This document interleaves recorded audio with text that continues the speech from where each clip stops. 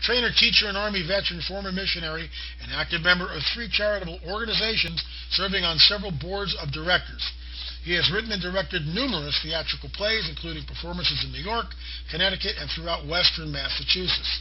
He has been an actor ever since the founding of his high school drama club in '86. Since then, he has helped to start several community theater groups, as well as the drama ministry at his home church, and has toured the country with a traveling acting troupe. A graduate of the Hollywood Film Institute, his lifelong dream has been to produce powerful television and motion picture productions. He is currently in production on a television talk show and has numerous projects in various stages of development. He is happily married, has a teenage son, and lives in the Colony, Texas. Rob Skiba, welcome. Ellie, thank you for having me. Thank you for showing up here. Really appreciate it. I'm going to basically ask you a very basic question.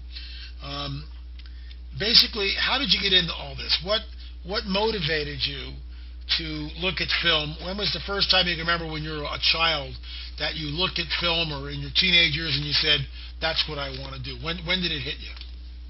1977. That was the year that I accepted Christ as my Savior. I was 7 years old in 1977, and that was the same year that Star Wars came out.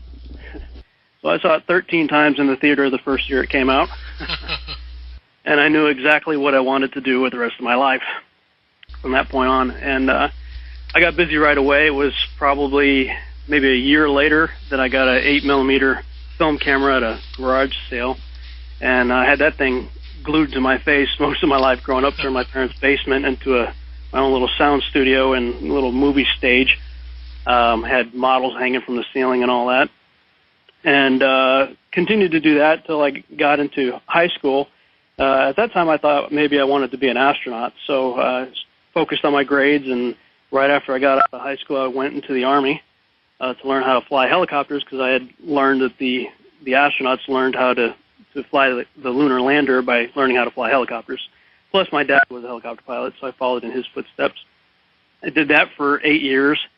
Got out of there, did a year with an organization whose initials ended up being SEE.i.A, so it was not what you might usually think of those initials, or was it? That's the question I've had for a long time now. But what happened was, when I was about 24, 25, they wanted to send me to Panama on this paramilitary operation deal, and it was one of those situations where if I got hurt, sick, killed, or kidnapped, nobody knew I existed. And so I was like, I'm a little too young for nobody to know that I exist. Sitting in that movie theater and seeing that opening scene as a 7-year-old, wow, my mind was blown. I made a public declaration. I said, I'll either be an astronaut, a filmmaker, an actor, or dead by the time I'm 30. And it wasn't because I had a death wish, but when you're 7 years old, 30's like ancient, right?